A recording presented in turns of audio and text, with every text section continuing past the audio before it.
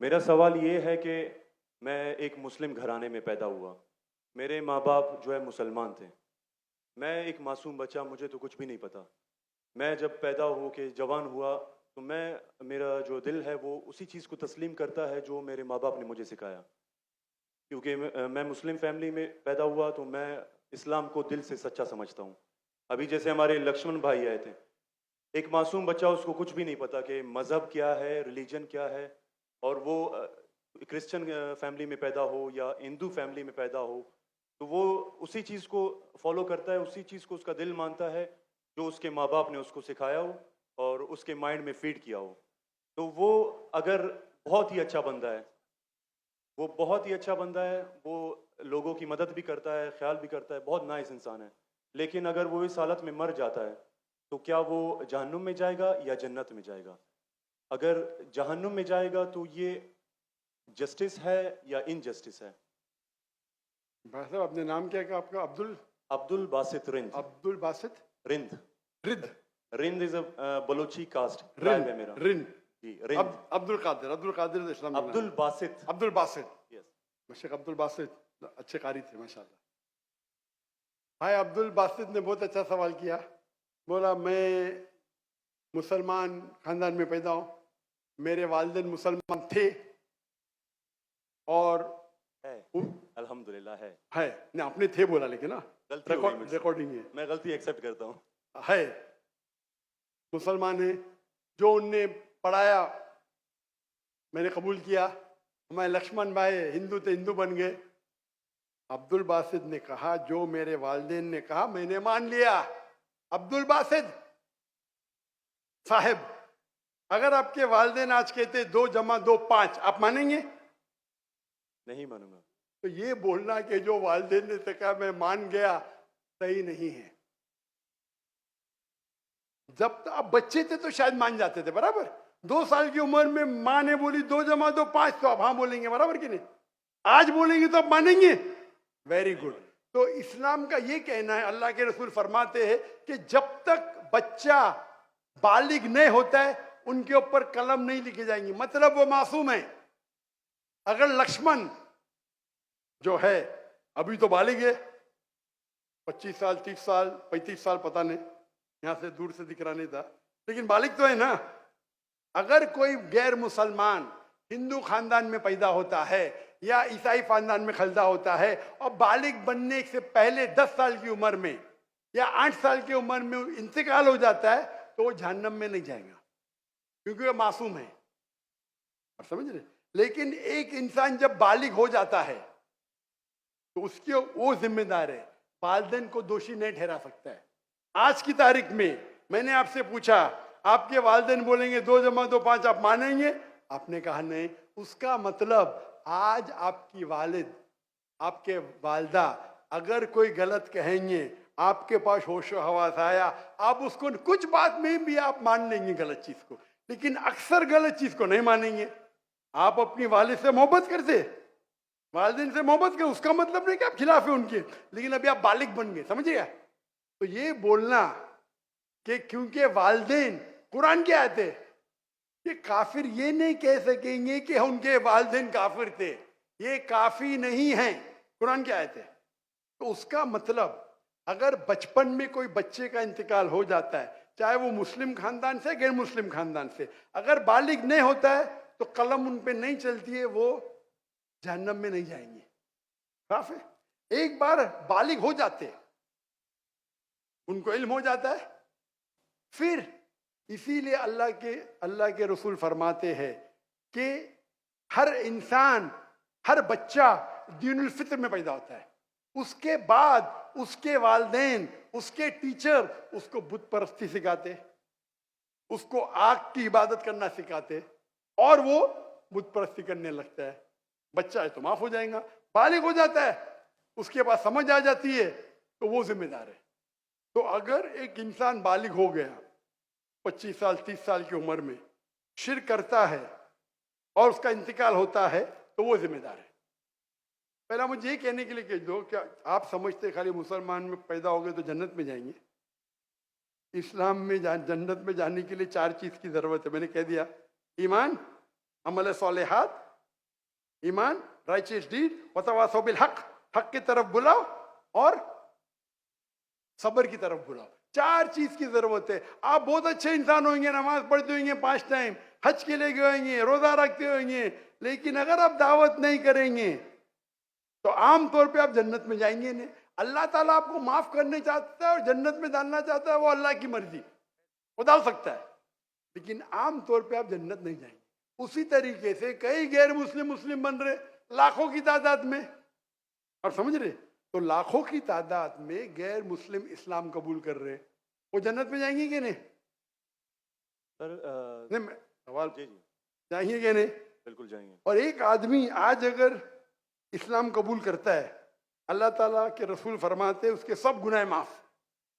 तो आपसे अच्छा मेरे से अच्छा हो गया ना। हम कितने भी अच्छे गुनाह तो थोड़े करते होंगे छोटे मोटे। तो ये कहना, तो ये अल्लाह सुब्हाना व ताला का हिकमा है, ला इकराह फिद्दीन, हमारे दीन में कोई जबरदस्ती नहीं। ये आप बोलेंगे नहीं लेकिन चांसेस है कि वो गैर मुस्लिम इसमें पैदा हुआ तो उसके इस्लाम करने के चांसेस कम है। बिल्कुल सही कम है। मुसलमान होने के बाद भी आज की हालत देख के लगता है कि हम जन्नत में जाएंगे। वो खातून क्या कह रही थी, क्या कह रही थी? क्या पीडोफिलिया करके जन्नत में जाएंगे? क्या लगता है आपको? सर वो तो हमारे इस्लामिक टीचिंग्स में नहीं है बिल्कुल। लेकिन जन्नत में जाएंगे क्या वो मुसलमान? अगर अपने आप को मुसलमान कहते हैं और पीडोफिलिया कहते, जन्नत में जाएंगे? बिल्कुल नहीं। अगर वो खातून सही है, क्या पीडोफिलिया है, तो उनका पहला सवाल का हिस्सा गलत है। वो मुसलमान है ही नहीं। हाँ, नाम के होंगे, कलमा पढ़ते होंगे, लेकिन ये कहना कि हम लोग दीनी हैं, ये गलत है। अगर वो इस्तिगफार करे अल्लाह ताला माफ कर सकता है उनको, कोई भी गुनाह। लेकिन ये कहना कि इस्लामिक है, नाम के मुसलमान होंगे या नॉट प्रैक्टिसिंग मुस्लिम होंगे, तो हमें गलत फहमी है कि मुसलमान फैमिली में पैदा हुए तो जन्नत की टिकट मिल गई। ये हमें गलत फहमी है।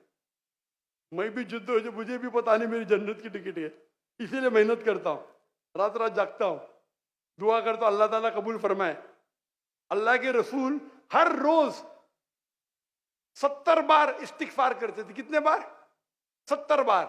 अल्लाह के रसूल सबसे बेहतरीन इंसान दुनिया में, सबसे बेहतरीन मुसलमान 70 बार इस्तिगफार करते थे। कहते थे कि मेरा रब जो मुझे इतने नियामत देता है, मैं जो कुछ करता हूं माफ करता है, मैंने इस्तिगफार करूं तो कौन करेगा? तो ये आज के हमारे माशरे में गलत फहमी है कि हम मुसलमान हैं तो बस जन्नत की टिकट मिल गई हमें। हम दुआ करते अल्लाह ताला में माफ करे। तो अल्लाह सुब्हाना व ताला अगर कोई गैर मुस्लिम पैदा होता है और बालिग बनने के पहले मर जाता है तो वो जहन्नम में नहीं जाएगा। बालिग बनने के बाद उसकी गलती है, ही इज रिस्पॉन्सिबल। आप जिस तरीके से बोलते हैं 2 जमा जो 5 में नहीं मानूंगा, तो वो क्यों मान रहे बुत परस्ती गलत है? और मेरे हिसाब से 2 जमा जो 5 और बड़ी गलती है बनिस्बत बुत परस्ती करना। समझ रहे? क्योंकि अल्लाह सुब्हाना व ताला हमारे खालिक, हमारे मालिक, जिसने इतनी नियामत दी हमें, हम उसका शुक्र अदा नहीं कर सकते। मैथ्स में गलती करना थोड़ी गुनाह है क्या? अगर कोई मुस्लिम 2 जमा जो 5 बोलेगा जन्नत में जाएगा? हाँ बोलेंगे भाई इल्म नहीं है, मैथ्स में कमजोर है, बराबर के नहीं? आप थोड़ी उसको मर्डर थोड़ी कर सकते, आप उसको नहीं कर सकते ना। तो कौन बड़ा गुनहगार, 2 जमा जो 5 कहने वाला का जो बुत परस्ती करता है? बुत परस्ती ऑब्वियसली। अल्लाह ने हमको इतनी नियामत दी, बराबर, हम अल्लाह का शुक्र अदा करते? कितने लोग शुक्र अदा करते कि अल्लाह ने हमें इतना अच्छा घर दिया, इतने अच्छे कपड़े दी, इतने अच्छे गाड़ी दी, खाना दिया। हम कितने बार शुक्र अदा करते? कितने बार हम शुक्र अदा करते? पानी पीना, अगर कुछ दिनों के लिए 2-3 हफ्ते के लिए पानी नहीं मिला मर जाएंगे। कितने बार शुक्र अदा करते? मैं पूछना चाहता हूं इतने बड़े मजमे से कितने लोग ने अल्लाह का शुक्र अदा किए कि हमें सांस, ऑक्सीजन दे रहे हैं? कितने लोग ने शुक्र अदा किया? अल्लाह का हाथ ऊपर करो। सांस के लिए, सांस के लिए, सांस के लिए, पानी के लिए नहीं, पानी के लिए नहीं। जो अल्लाह ताला हमें एयर दे रहा है, ताकि हम जी सके। आधे घंटे के लिए हमें हवा नहीं मिलेंगे, मर जाएंगे। कितने लोग ने शुक्र अदा किया अल्लाह का सांस के लिए? 4-5% है माशाअल्लाह। शायद आपने मेरा लेक्चर सुने, आपने लेक्चर सुने थे what is the purpose of life? कौन लोग ने सुने मेरा लेक्चर आज के पहले? What is the purpose of life? हाथ ऊपर करो। माशाअल्लाह, उससे बड़ी तादाद है। मतलब आपने अगर लेक्चर सुने तो लेक्चर में बोलता हूं मैं, यहां जरा वक्त की किल्लत थी तो लेक्चर के बाद बोल रहा हूं मैं। जो सांस लेते हैं उसका तो शुक्र अदा करना चाहिए। तो हम कितने नाशुक्र अदा है, हम कितने एहसान फरामोश है। अल्लाह ताला फरमाते जब अल्लाह ताला आपके सारे मुश्किलात दूर करता, अब अल्लाह को भूल जाते। मुश्किल में आते फिरते अल्लाह को याद करते। तो रिगार्डिंग अ क्वेश्चन, अगर आप गैर मुस्लिम बालिग हो जाता है, होने के बाद उसे माफी नहीं, होने के पहले माफी है। सर ये मैं आई एम लकी कि मैं मुस्लिम फैमिली में पैदा हुआ, मुझे ये सारी बातें पता चली। लेकिन बराबरी में अगर कोई क्रिश्चियन फैमिली में पैदा हो जाता है तो ये उसकी तो गलती नहीं है कि वो उस फैमिली में पैदा हुआ, उसके लिए तो ज्यादा भाई मुश्किल साहब, है। आपने मेरा सवाल का जवाब सुने कि नहीं सुने? जी जी बिल्कुल सुना, बिल्कुल। मैंने जवाब दिया कि नहीं इसका? सर लेकिन मतलब पैदा होने पे तो उसका हक नहीं है, वो मुस्लिम में भी पैदा हो सकता है और उसमें भी। आपने मेरा जवाब सुने कि नहीं सुने? सुना है, बिल्कुल मैंने आपका सवाल का जवाब दिया कि नहीं? दिया है, बिल्कुल। तो दिया तो फिर से क्यों दोहरा रहे? मैंने साफ कह चुका हूं, मुसलमान फैमिली में पैदा होना जन्नत की टिकट नहीं है, और गैर मुसलमान फैमिली में पैदा होना जहन्नम की टिकट नहीं है। लेकिन उसके लिए ज्यादा मुश्किल होगा ना, जो क्रिश्चियन होगा उसके आपको लगता है, आपको लगता है, क्योंकि आपको गलत फहमी है कि मैं 100% जन्नत में जाऊंगा। मुझे तो, मैं मेहनत क्यों कर रहा हूं, क्यों मैं दुनिया भर घूम रहा हूं, क्यों? अल्लाह के रसूल फरमाते जो ला इलाहा इल्लल्लाह मोहम्मद रसूलुल्लाह कहता है वो जन्नत में जाएगा। लेकिन कलमा पे अमल तो करना चाहिए। हम जो मुसलमान के हालात देख रहे, मुझे लगता तो नहीं है। बिल्कुल नहीं। आप समझ रहे मेरे जवाब को? जी मैं समझ रहा हूँ, बिल्कुल। हम 25% है, कितना? 25%। 2 बिलियन, 2 बिलियन कितने अरब होते? 2 अरब, 2 अरब, 2 अरब, अरब तो बहुत है यहाँ। तो ये हमारी गलत फहमी है। हम गलत फहमी के शिकार है कि हम जन्नत में जाएंगे। हम कह रहे थे इंशाअल्लाह अल्लाह हमारे गुनाह को माफ करेगा तो इंशाअल्लाह जन्नत में जाएंगे, इंशाअल्लाह। तो ये अल्लाह सुब्हानहू व तआला का फरमाते कुरान मजीद में, कोई भी काफिर अल्लाह के जस्टिस को डिनाई नहीं करेगा। ये नहीं कहेगा कि मेरे से नाइंसाफ, जिस तरीके से आप बोल रहे हो, वो कहेगा अल्लाह ताला मुझे और एक मौका दे दे। अल्लाह बोलेंगे खत्म हो गया टाइम, इस दुनिया में बहुत मौके दिए, बराबर ना? बहुत से लेक्चर मिले, हो सकता है जाकिर नायक का लेक्चर सुना। अभी मेरे लेक्चर सुनने के बाद लक्ष्मण मेरे लेक्चर सुनने के बाद बुत परस्ती कंटिन्यू करेगा, आप उसे दोषी ठहराएंगे कि नहीं? बिल्कुल, आपने लॉजिकल बताया कि अगर वो आखिरत में बोलेगा अल्लाह ताला मुझे पता ही नहीं था बुत परस्ती गलत है, अरे मैं तो स्वामी प्रभुपदा की बात माना, वो डॉक्टर साहब की बात नहीं माना, फंस जाएगा कि नहीं?